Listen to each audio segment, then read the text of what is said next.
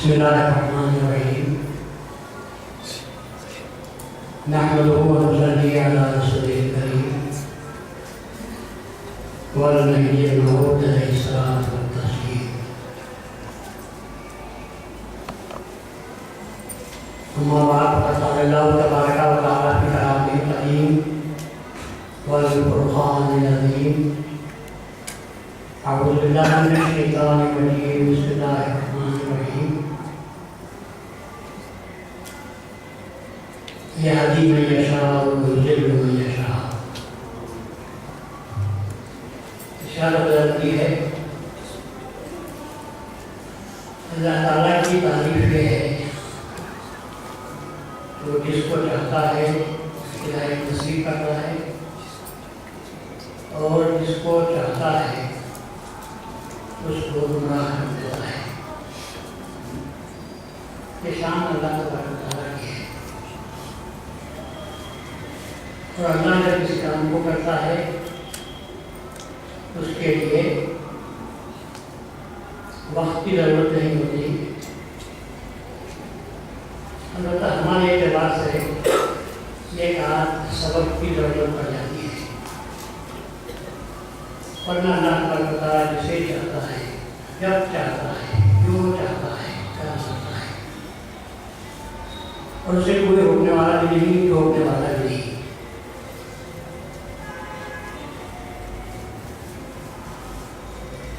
अलबत्ता हिदायत के लिए अल्लाह ताला ने असबाब दुनियावी एतबार से बनाए हैं। उनमें से एक आध सबब भी ऐसा हो जाता है जो इंसान को हिदायत के रास्ते पर डाल देता है। गुमराही के लिए तो आपके पास इंसान के चार बड़े बड़े दुश्मन हैं। दो नजर आते हैं और दो छुपे हुए हैं। गुमराही का रास्ता इख्तियार करने के लिए आपको किसी जगह जाने, सीखने कोर्स मुकम्मल करने की कोई ज़रूरत नहीं होती। अलबत्ता हिदायत पाने के लिए बड़ी मेहनत करनी पड़ती है। इसलिए चार ऐसे ज़बरदस्त तनोमंद, अक्लमंद और जोर आवर दुश्मन अल्लाह ने लगा रखे हैं कि जिनसे आदमी आसानी के साथ ओहदा बना नहीं हो सकता। एक मासूम बच्चे को रास्ते पर लाना आपके लिए आसान है क्योंकि उसके पास ये चारों शयातीन नहीं होते। लेकिन जब आदमी जवान हो जाता है, दुनिया में कदर करता है और चारों पर नजर अपनी दौड़ाता है तो ये चारों कमर कसकर उस वक्त ज़्यादा जोर लगाते हैं और आपको पटकी देने की कोशिश करते हैं जब आप सही रास्ते पर चलने की कोशिश करते हैं। गलत रास्ते पर चलते हैं तो वो भी कुछ नहीं कहते कि आपने ज़्यादा कर दिया कि मैं राह पर चलूँगा, सिरात मुस्तकीम की राह को अपनाऊँगा।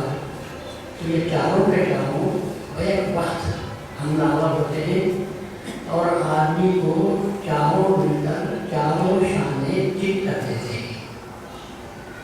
उसमें से एक है आपका नफ्स, दूसरा है शैतान, तीसरी है दुनिया, चौथी है मखलूक। ये चारों आपके दोस्त नहीं हैं। उनका रवैया अगर के दोस्ताना रहता है, अगर के बड़ा मुश्किलाना रहता है, लेकिन ये चारों के चारों ईमान के बिल्कुल निडर दुश्मन है। खुल कर काम करते हैं। कभी कभी वादा अच्छे लोगों का भी बोल लेते हैं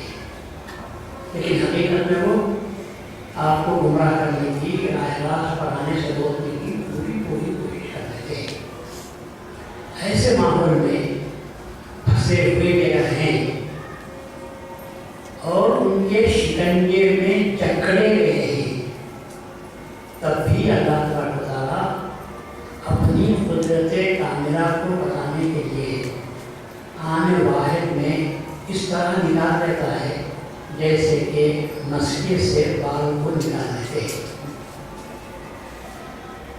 ابھی آپ نے جو مصرع سنا کہ موعود آپ آئے تو نقشے بدل گئے،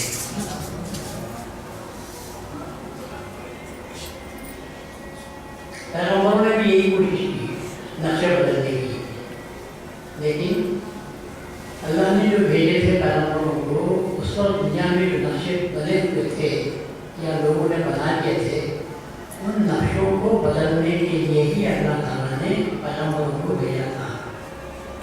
مگر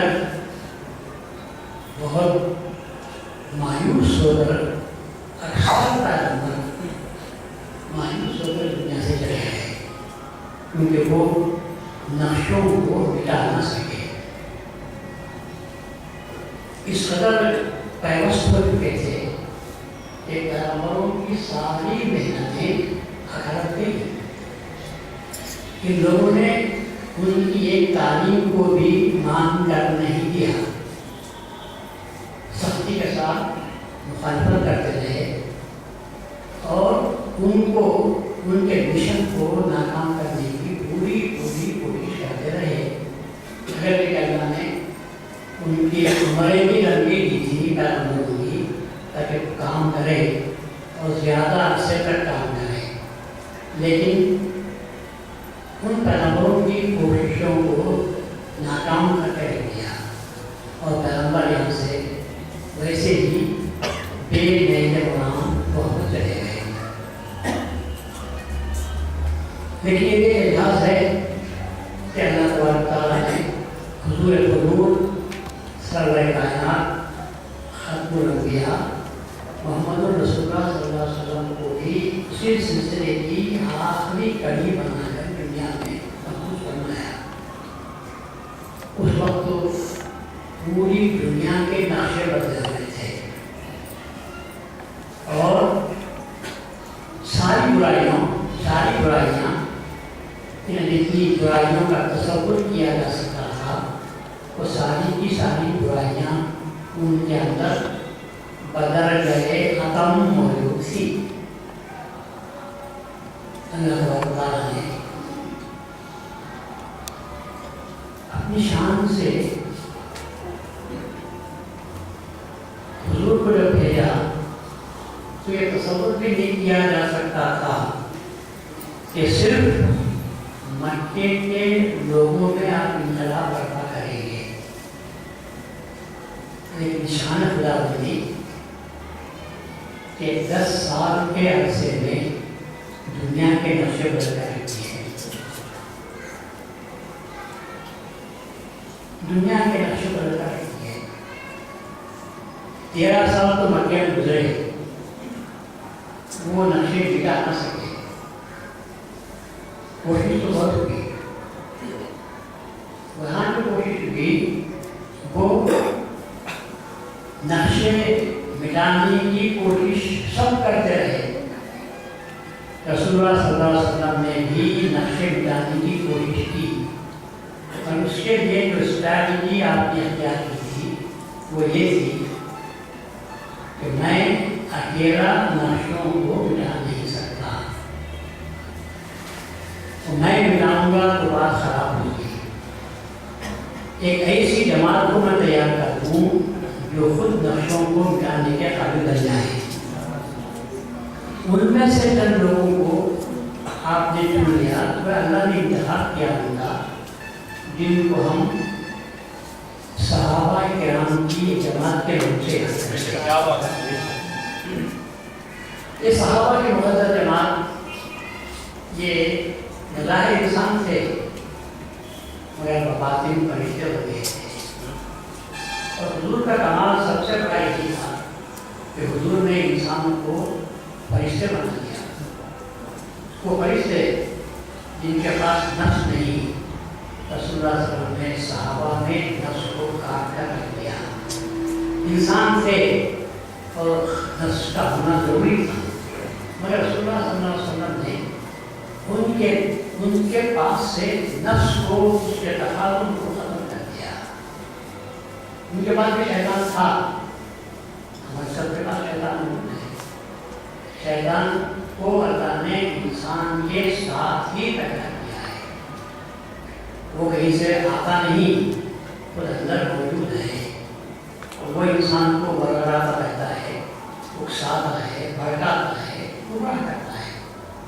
पर रसूलुल्लाह सल्लल्लाहु अलैहि वसल्लम ने उनकी तालीम और तरबियत इस अंदाज में की कि शैतान को तो बाकी रखा, लेकिन उसके सर को उभारने का मौका नहीं दिया। मखलूक ये तो जाहिर चीज़ है, आप देखते हैं मखलूक भी इंसान को गुमराह करने के लिए बहुत बड़ा हरवा है। आप मखलूक के गुजार को मामूली मत समझो। ये दो तो नफ्स और शैतान दो पर्दे के पीछे छुपे रहकर काम करते रहते हैं, लेकिन मखलूक ये सामने आकर काम करती है और इंसानों को भड़काती है। इससे मुकाबला करना बहुत ही मुश्किल होता है। दुनिया में रहें, मखलूक में जिए और मखलूक का मुकाबला करें, ये कोई आसान काम नहीं होगा। मखलूक हर एतबार से आपको गुमराह करने की कोशिश करती है, तो रास्ते से हटाने की दिशा हर वो सही कर देती है। कभी मखलूक तारीफ कर आपको मगरूर कर देती है, और जहाँ गुरूर पैदा हुआ तो समझो कि आदमी काम से गया। कहीं आदमी के ऊपर तनकीद करती है, एतराज़ करती है और उसके दिल को तोड़ती है, उसके हौसले को कमज़ोर कर देती है, तो फिर आप बेजार हो जाते हैं और कहते हैं मैं तो अच्छा काम कर रहा हूँ, मगर लोग हैं कि बुरा बोल रहे हैं, छोड़ो इस काम को, अपनी निधेड़ दे, मखलूक को छोड़ दे, तो आप उस काम से बाहर आ जाते हैं, छोड़ देते हैं। कभी मुसलसल आपको महाज पर शिकस्त देने की कोशिश करते हैं, आप जो दाव इस्तेमाल करते हैं उसका जवाब मुअस्सिर अंदाज में इज्तिमाई तौर पर देने की कोशिश करते हैं। आप अकेले उसका मुकाबला कर नहीं सकते, तो आप थक कर हार कर कह भी देते हैं, और आपके साथ जो लोग होते हैं वो भी कहते हैं आप कोशिश बेकार है, खामखा ऐसे लोगों के पीछे मेहनत करना भी, वक्त को ज़ाय करना है, अपनी एनर्जी को ज़ाय करना है, इसलिए आप अपना काम कीजिए, उनको छोड़िए कि वो जहन्नम के कुत्ते बन जाएँ, आपको इससे क्या होगा है। और आखिर की बात है वो है दुनिया जब सारे ऐश इशरत के साथ, अपने पूरे साजो सामान के साथ, अपने तमाम गेसों को संभालते हुए, हुस्न जमाल की नुमाइश करते हुए जब दुनिया आपके सामने आती है और दुनिया की तरक्की के नक्शों को आपके सामने पेश करती है, और आप उसके मुकाबले में अपने आप पर नज़र करते हैं, टूटा फूटा झोंपड़ा है, मैले कुचेले कपड़े हैं, मामूली से घर में बर्तन हैं, पैदल चलते चलते चप्पल फटते जा रहे हैं और एड़ियाँ फट रही हैं, गर्मी सर्दी को आप बर्दाश्त नहीं कर सकते। ऐसी सूरत में आप कहते हैं उनको देखो कि वो कैसे लालम लाल हैं और ऐश इशरत की ज़िंदगी बसर कर रहे हैं, उनके फरकनुमा उनकी इमारतें हैं, चमचमाती कारें हैं और अनवा व अक़साम के ऐश और आराम उनके पास हैं, और हम अल्लाह अल्लाह कह रहे हैं तो कुछ भी नहीं मिलता, वो अल्लाह की मुखालफत कर रहे हैं तो उनको दुनिया पूरी की पूरी आन बान शान के साथ उनके सामने आ रही है। तो कब तक हम अल्लाह अल्लाह करेंगे, क्यों ना हम उसी रास्ते को इख्तियार करें। तो दुनिया लालच देती है, आपको गुर्बत से डराती है, आइंदा पैदा होने वाले अपने बच्चों के साथ इफलास के मंजर को पेश करती है, और फिर दीन की एक ऐसी करीब और मकरूह सूरत को पेश करती है कि आप उसको देख कर आपको कुछ जिन पैदा होने लगती है, और आप कहते हैं ये नहीं, अगर ऐसा जीना है तो ये जीना बेकार है, हमको तो सबके साथ जीना चाहिए और सबके आंखों में आंखें डालकर बात करना चाहिए। ये हमारी अपनी कैसी है, تو دنیا ان کو بھاگتی ہے، پھنساتی ہے، تو اس اعتبار سے وہ بھی دنیا کا شکار ہوتا رہ جاتا ہے۔ اگر چار زبردست شیطانوں کے مقابلے میں کیا آپ کو آپ کے ایمان کو برقرار رکھنے کے لیے کوئی ایسی قوت ہے؟ تو میں کہتا ہوں وہ ایک ہی قوت ہے، اس کا نام ایمان ہے۔ اس کا نام ایمان ہے، اور ایمان نہ تمہارے ہاتھ میں ہے، نہ میرے ہاتھ میں ہے، نہ کسی اور کے ہاتھ میں ہے۔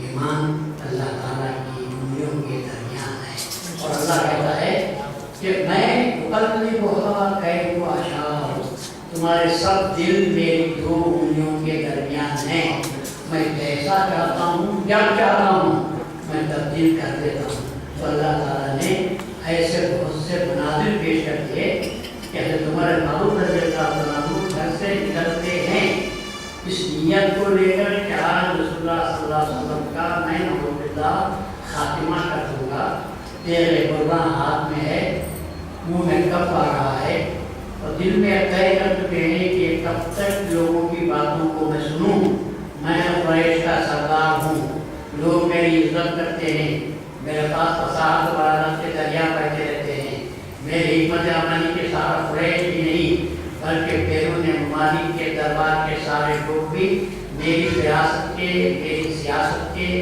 متوالے ہیں اور اس کو ماننے والے ہیں۔ آخر کب تک ایک بے سہارا یتیم کی بات کو لوگ سن کر جب ہمارے مقابلے میں آ کر ہم جیسے سرداروں سے ٹکر لینے کی کوشش کر رہے ہیں، تو کیا ہم ان کا ناش نہیں کر سکتے؟ تو کہا کہ لوگوں کا ناش کیوں کروں؟ جو لوگوں کو نعوذ باللہ بھٹکا رہا ہے اور جس کی آواز پر لوگ لبیک کہہ رہے ہیں، کیوں نہ میں چل کر اس بانس کو ہی ختم نہ کر دوں جہاں سے بانسی بج رہی ہے اور لوگ اس کی آواز کو سن کر لبیک کہتے ہوئے اس کے پاس جا رہے ہیں۔ اس ارادہ بد سے کو لے کر جب عمر فاروق رضی اللہ عنہ اپنے گھر سے نکلتے ہیں، راستے میں بہت کچھ واقعات پیدا ہوتے ہیں، لیکن ایک سبب وہ بھی بن جاتا ہے کہ کہنے والے نے کہا کہ کہاں جا رہے ہو؟ چہرہ آپ کا بہت ہی تمازن بھرا ہوا نظر آتا ہے، ارادے کس کے کہاں کے ارادے ہیں، کیا کہتے ہو؟ تو کہا کہ وہ جو بانسی بجا رہا ہے، تو میں تو بانسی کو منہ سے چھیننے کے بجائے میں چاہتا ہوں کہ اس بانس کو ہی ختم کر دوں تاکہ یہ فتنے باقی نہ رہیں نعوذ باللہ۔ تو اس نے کہتے ہیں کہ صاحب بڑی اونچی بات کہی اس نے اور ہم کوئی بات یاد رکھنی ہے۔ بات کہی تھی کسی نے مگر بات اچھی ہے۔ اس نے کہا کہ غیروں کو کیا دیکھتے ہو، پہلے اپنے گھر کی خبر لو، پہلے اپنے گھر کی خبر لو، جس چیز کو آپ جانے وہاں جا رہے ہیں وہ چیز تو تمہارے گھر میں پرورش پا رہی ہے۔ گھر کی خبر لو اپنے، کبھی تم نے بہن کو دیکھا نہ بہنوی کو دیکھا؟ اسلام تو تمہاری بے خبری میں تمہارے گھروں کے اندر گھس رہا ہے اور تم ان کو جان مارنے کے لیے جا رہے ہو۔ پھر ان کو اچھمبا سا ہوا، دھچکا لگا، کہا میرے گھر میں میرے ہوتے ہوئے میرے گھر میں ایمان پہنچ گیا ہے، اسلام پہنچ گیا ہے، دیکھو تو صحیح۔ بہن کے پاس جاتے ہیں، اللہ تبارک و تعالیٰ کا اعجاز، اللہ تبارک و تعالیٰ کا یہ کرشمہ ہے۔ جب گھر میں قدم رکھتے ہیں تو آواز سنتے ہیں تو بہن کی زبان سے قرآن شریف کی آواز آتی ہے، وہ اس کی تلاوت کر رہے ہیں اپنے پاس، اس کے تختیاں ہاتھ میں لیے ہوئے پڑھ رہے ہیں۔ اندر پہنچے اور زور سے کہا کیسی آواز ہے میں سن رہا ہوں؟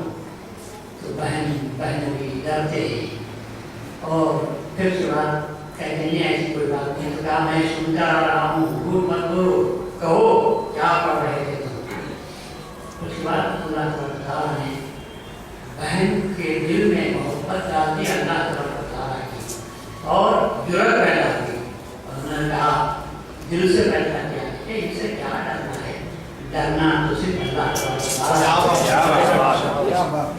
جب یہ بات پیدا ہوئی تو اللہ تعالیٰ نے اور کا دل ہمیشہ کمزور ہوتا ہے، اور وہ بھی عمر فاروق کی بہن عمر فاروق جس کے روح و جلال کا سکھ کا سارے مکے میں بیٹھا ہوا تھا، جب انہوں نے فیصلہ کر لیا ان سے کیا کرنا ہے، سچ بات کو کیوں چھپائیں؟ انہوں نے کہا کہ عمر بھائی جان कुरान शरीफ की तिलावत कर रहे हैं कि वो कलाम है जो अल्लाह तबारक व तआला ने मोहम्मद रसूलुल्लाह सल्लल्लाहु अलैहि वसल्लम के दिल पर नाज़िल किया है, हम उसको महसूस कर रहे हैं।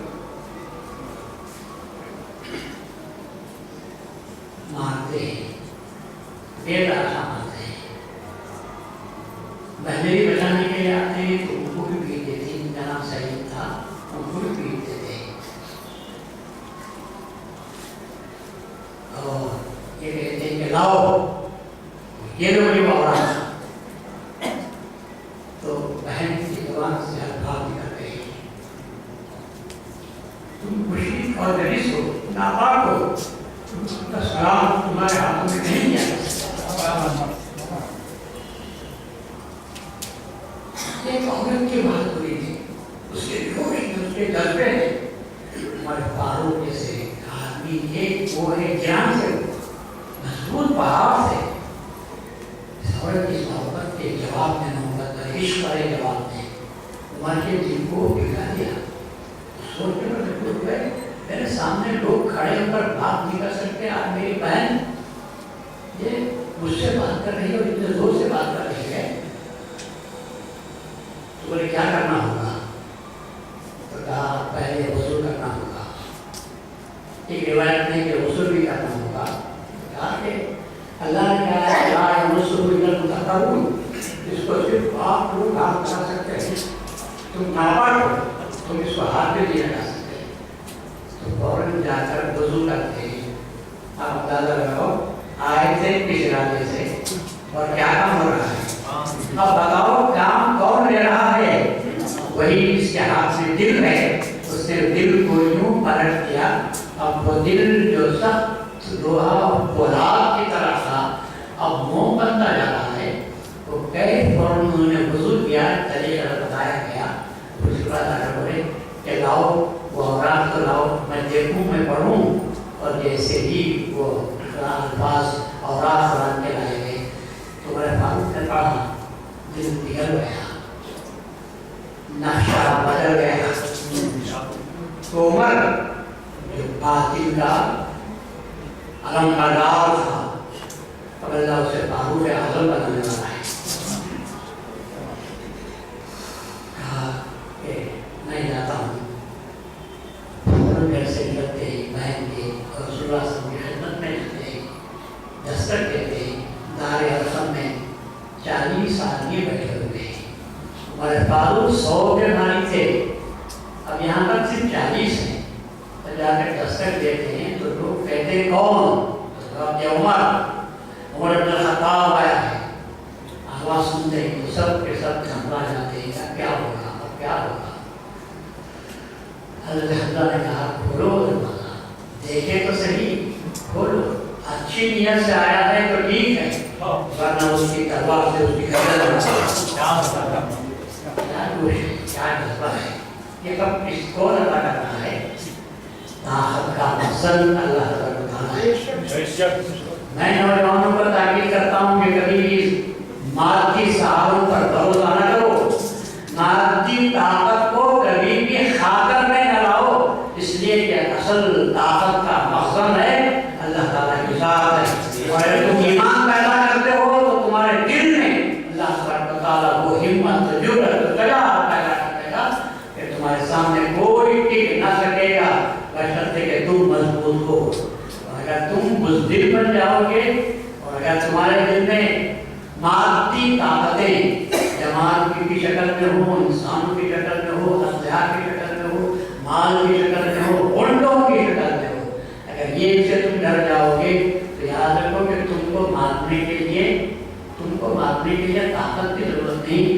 मैं कहता हूँ इंसान को मारता दुश्मन नहीं, इंसान को उसका दिल मारना है। जब दिल मुर्दा हो जाता है तो फिर आदमी मर जाता है, और जब आदमी जवामत रहता है, उसका दिल जिंदा रहता है, तो फिर उसको खुद भी जिंदा रहता है और कौमों को भी जिंदगी अता करता है।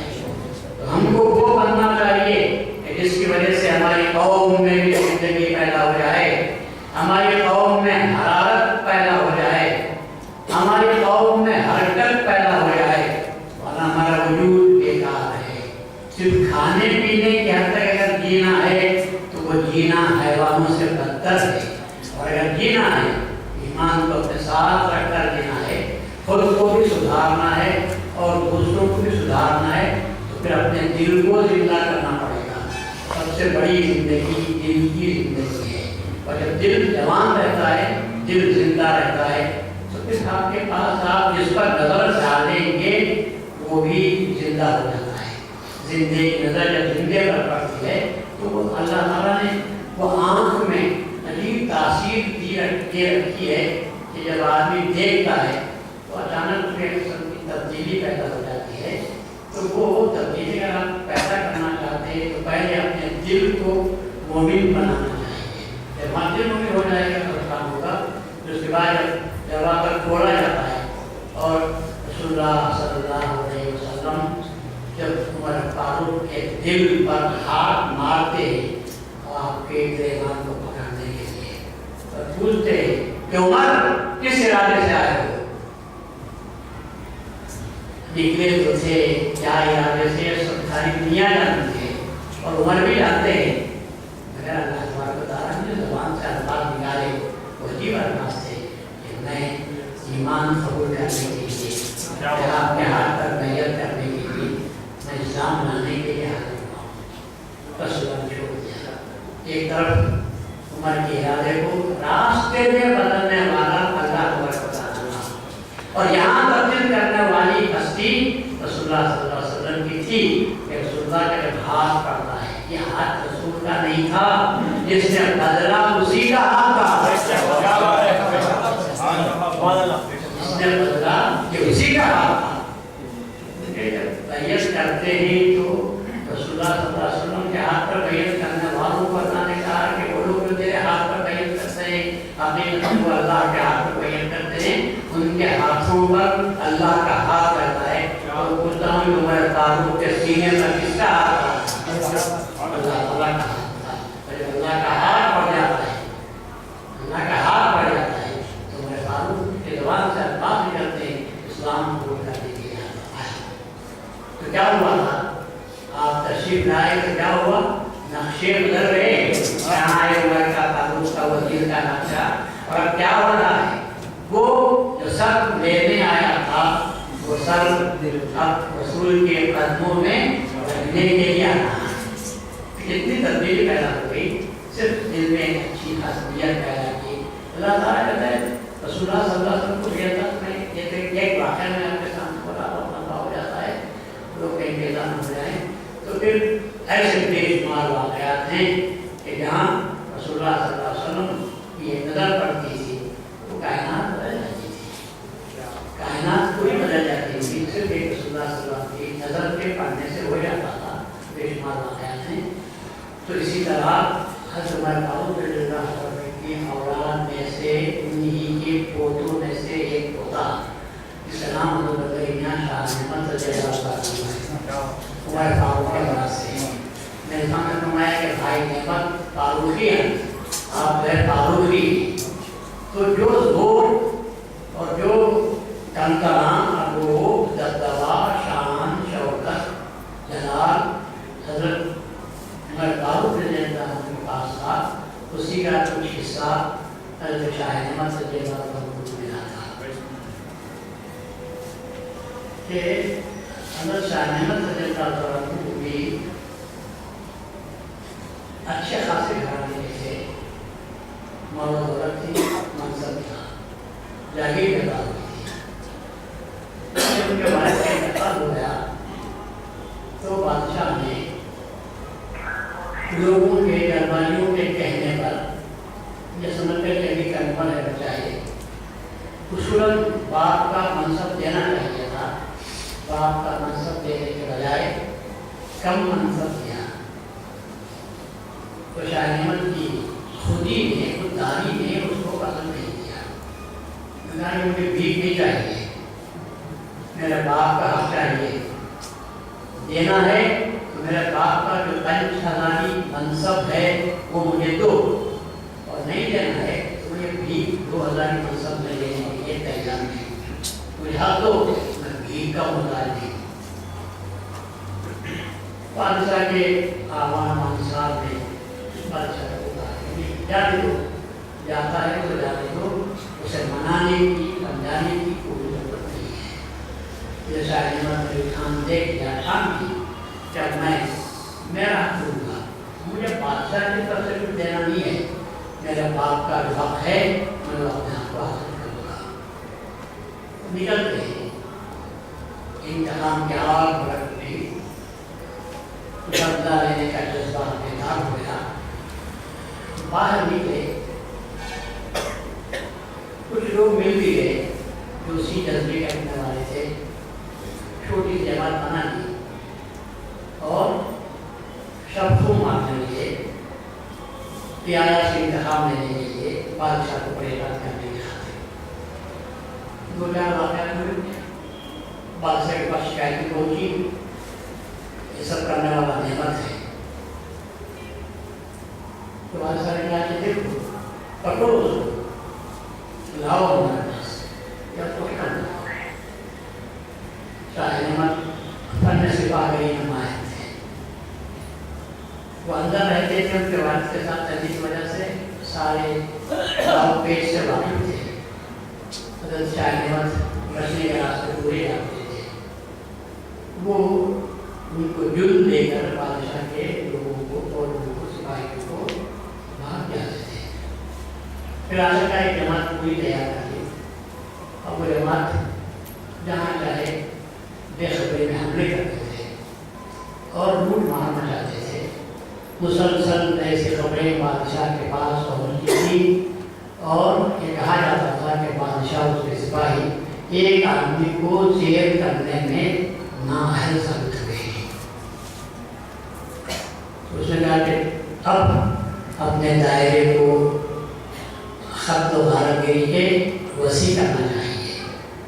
ادھر سے تیاریاں زور سے ہوئی تو شاہ نعمت نے بھی اپنے حلقے کو وسیع کیا اور بادشاہ کے خاص مصاحب کے گھر پر حملہ کیا اور اس کے ایک اکلوتے بیٹے کو قتل کر دیا۔ گویا بادشاہ کی دہلیز پر پہنچ کر اعلان کر دیا کہ ہم اب یہاں تک آگے بڑھ گئے ہیں، اب ہو سکتا ہے کہ بادشاہی محل پر بھی ہم حملہ کر جائیں۔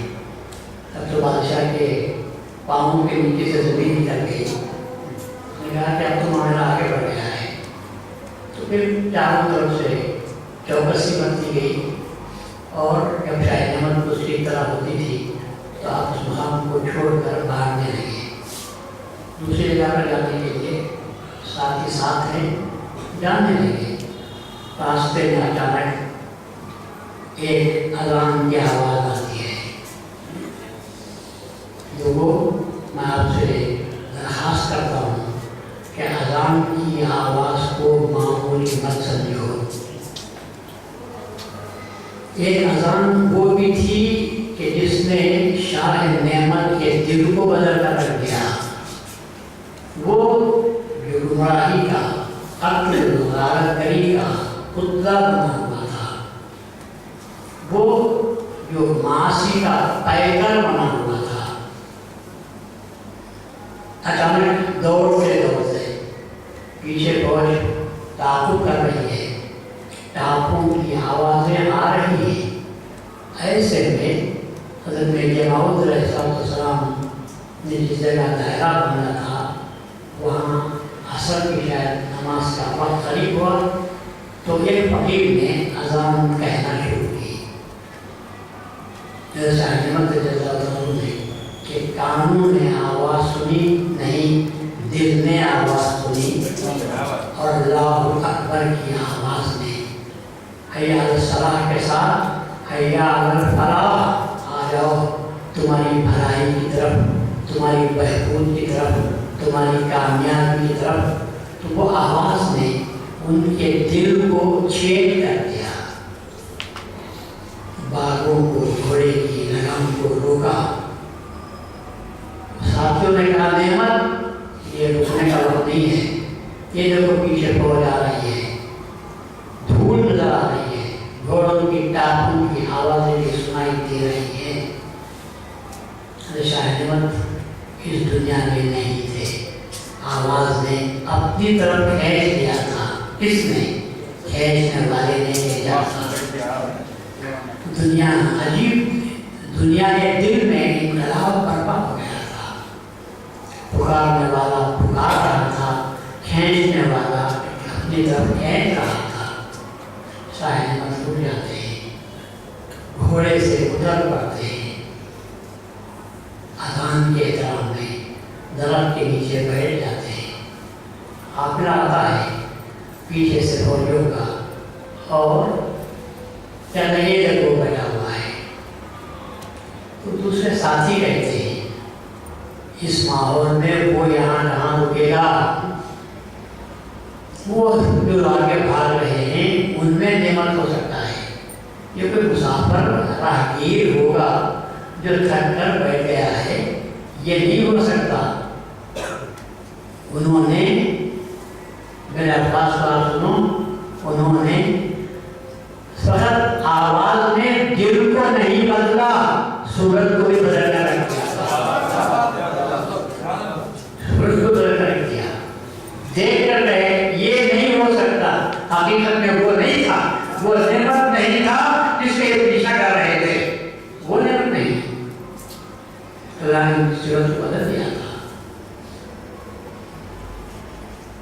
लोग चले जाते, शाह नेमत सर झुकाए हुए तलाश करते हैं कि आवाज़ कहाँ से आई है, मेरे दिल को बदलने वाली आवाज़ ये कहाँ से आई होगी। तलाश करते करते जाते तो मेरे माऊद बनाया था। अगर पूछते तुम्हारा कोई सरदार भी है, हाँ हमारा आका मीरा सैयद मोहम्मद मेरे माऊद अल्लाह का खलीफा मौजूद है, हम उनके मुतक़ी हैं, मुरीद हैं, उनके गुलाम हैं, हम उनके बग़ी हैं, ये दायरा उन्हीं का है।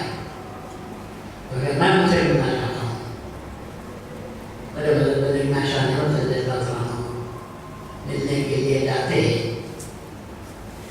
तो उधर से मैं माऊद दरवाजे पर पड़ी हुई दहलीज पर पड़ी हुई चाक को हटाते हैं और सामने आते हैं तो सबसे पहले सूरज शाह नेमत की जलाती है और देखते फरमाते हैं नेमत नहीं हो तुम शाह एक वो बेटा, एक वो बागी, एक वो जो कातिल नजर पड़ती है तो कहते हैं शाह नेमत हो, तुम अकेले नहीं आए हो, नेमत का दस्तरखान लेकर आए हो। हाँ मैं नेमत लेकर आया हूँ, नेमत का दस्तरखान है तुम्हारे साथ। अल्लाह ने मेरे मौत को क्या क्या भी दिखा दिया होगा कि हज़रत ने फरमाया कि तुम खाने नेमत हो। शाह नेमत परेशान होते हैं कि मेरा नाम किसने इनको बताया और फिर ये मेरे फज़ाइल बयान कर रहे हैं, तो वो ना वो बहुत बड़ी हस्ती है। तो हज़रत बहुत इंतज़ार होते हैं, तरकीब पाते हैं और सोबत में रहने की दरख्वास्त करते हैं। तो मेरे मौत ने फरमाया कि भाई तुमसे जो कुछ अल्लाह ताला के ताल्लुक़ से तुमसे जो कुछ कोताहियाँ हुई हैं, अल्लाह ताला इस बात का कादिर है कि उनको माफ़ कर दे, लेकिन तुमने बंदगाने खुदा को जो नुकसान पहुँचाया है उनके हुकूक तलबी की है, अल्लाह भी उसे माफ़ नहीं कर सकता, अल्लाह भी उसे माफ़ नहीं करता। हमारे नौजवानों को भी ये बात याद रखनी चाहिए, नमाज नहीं पढ़ेंगे खुदा माफ़ करता है, रोज़े नहीं रखेंगे अल्लाह माफ़ करता है, ज़कात अदा नहीं करेंगे, हज नहीं करेंगे, अल्लाह के सामने अगर तुम गिड़ गिरा कर रो कर इल्तिजा करोगे तो अल्लाह ताला अपने हुकूक के सिलसिले में तुमने जो कुछ कोताहियाँ की हैं, अल्लाह तबारक व तआला इस बात पर कादिर है कि तुम्हारी नीयत को देख कर अल्लाह ताला तौबा को तुम्हारे कबूल करेगा।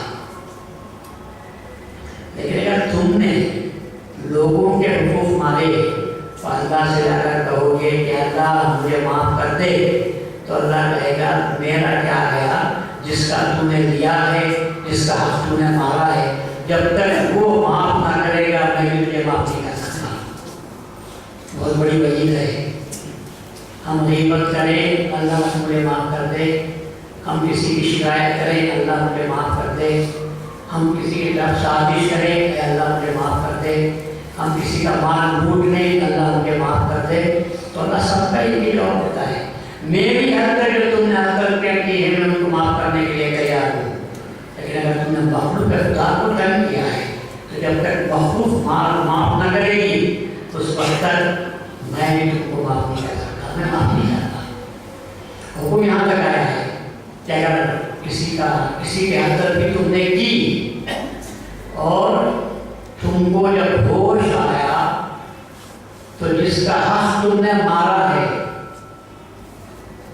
اگر وہ دنیا میں باقی نہ رہا، وہ مر گیا، اب تم سوچے گے کہ اب وہ تو مر گیا اب میں کس سے معافی چاہوں، تو رسول اللہ فرماتے ہیں اس کی قبر پر جائے اور اس کے لیے دعائے استغفار پڑھے اور اس سے معافی چاہے تو اللہ تعالیٰ سے معاف کر سکتا ہے، اور جو کچھ کیا ہے اس کو نہیں دے سکتا تو اس کا جو ورثہ ہے، اس کے جو وارث لوگ ہیں ان کے پاس جا کر اس مال کو دے دینا چاہیے کہ تمہارے باپ کا مال میرے پاس تھا میں ادا نہیں کر سکا، اب یہ مال وہ رہتا تو چھوڑ کر جاتا تھا تو اس لیے میں تمہارے حوالے کر رہا ہوں، تو اللہ سے امید کی جا سکتی ہے کہ اللہ تعالیٰ ہمارے گناہوں کو معاف کر دے گا۔ حضرت نبی محمد صلی اللہ علیہ وسلم نے کہا تو یہ اور دیکھا کہ میں اللہ ان کو معاف نہیں کرتا، میں بھی معاف کر سکتا۔ ہاں یہ ہو سکتا ہے کہ جن جن کی تم نے حد بھی کی ہے، جن کو تم نے نقصان پہنچایا ہے، جن جن کا مال تم نے دیا ہے، تو تم ان کے پاس جاؤ بذات خود اور ان سے معافی کے طلبگار ہو جاؤ، اگر وہ معاف کر دے تو پھر اللہ تم کو معاف کر دے گا۔ یہ تیسرا ہے انقلاب، یہ تیسرا نقشہ ہے جو بنایا جا رہا ہے، اس لیے کہ آدمی کے دل میں انتقام کی آگ بھڑکتی ہے تو کسی کی سننے کے لیے تیار نہیں ہوتا، ماں باپ بھائی بہن رشتے دار عزیز اقربا دوست احباب سب آ جائیں اور سب منع کریں ہے اور کہتے نہیں میں جب تک بدلہ نہیں لیتا میرا دل ٹھنڈا نہیں ہوتا، سب کو ہٹائے گا بلکہ روکنے والوں کو مارے گا اور اس کا بدلہ لینے کے لیے تیار رہے گا اور برابر اس کا بدلہ لے کر ہی رہے گا، لیکن یہاں میں جماعت کی زبان سے بات نکلتی ہے شاید نعمت کے دل میں بات اثر کر جاتی ہے اور فوراً نکل پڑتے ہیں ان کی تلاش میں جن کا نقصان جن کو پہنچایا تھا۔ ہر ایک کے پاس جا کر کہتے ہیں کہ بھائی وہ لوگ ڈر جاتے ہیں کہ پھر نعمت آ گیا پتہ نہیں اب کیا ظلم ڈھانے والا ہے، کہتے ہیں کہ نہیں میں ظلم ڈھانے کے لیے نہیں آیا، میں معافی مانگنے کے لیے آیا۔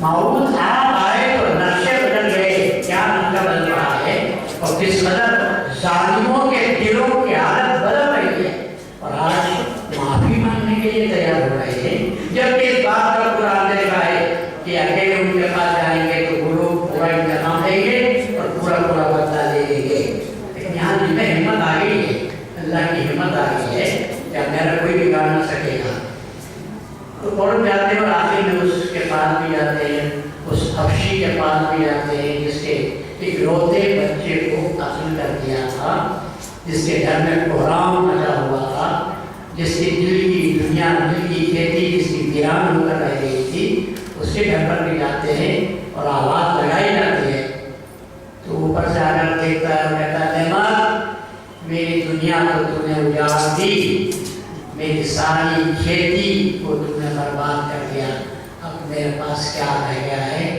اب کیا لینے کے لیے تو میرے پاس آیا ہے۔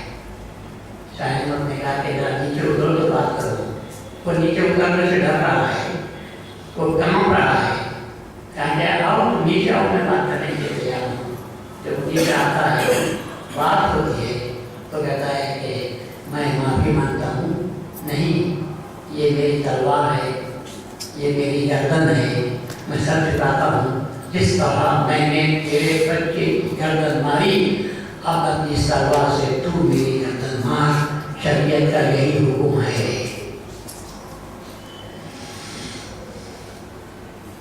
وہ ہکا بکا ہو کر رہ گیا، اس نے اٹھا کر نظر دیکھی، اب آپ کا नस्मत तू तो बोलने पर नजर नहीं आता। मैं ये शर्त पर तेरे माफ करने के लिए तैयार हूँ कि जिसने तेरी सूरत और सीरत को बदल दिया मुझे भी वहां लेकर चल। तू मुझे चल फिरा देगा तो मैं इसे माफ कर। ये नेमत मुझे कहाँ से मिली? तो खाली नेमत का नाम का आज तेरे पास नेमत आ गई है, मुझे इधर मैं भी वहाँ पर अपना सच बताऊँगा, मैं भी अपनी दिन में तब्दीली बताऊँ, मैं भी नक्शा मिटाने की कोशिश करूँगा जो मेरे दिल में मौजूद है। इंतखाम की आग मेरे दिल में मौजूद है, मेरा दिल जिसम भस्म हो रहा है, ये आग मैं मिटाना चाहता हूँ। तू मुझे उनके खत्मों के पास लेकर चल। इस